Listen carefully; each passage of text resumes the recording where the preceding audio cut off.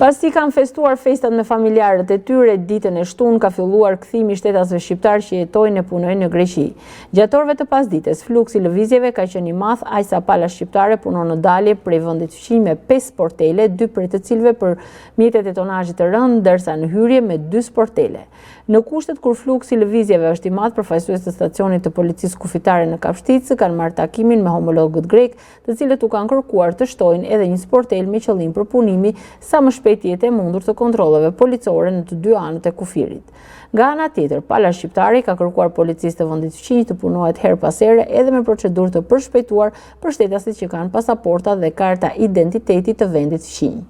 Edhe për autoritetet tona kufitare, ky fluks është i pranitshëm pasi hyrjet për festat e fundvitit kanë qenë të mëdha nga Greqia në drejtim të Shqipërisë. Gjithashtu, policia jon kufitare u kërkon shtetasve shqiptar të mos lënë ditët e fundit për rikthimin e tyre në vendet e punës, por të shpejtojnë për të shfrytëzuar gjithë orarin e mundshëm të ditës për të shmangur në maksimum radhët e gjatë.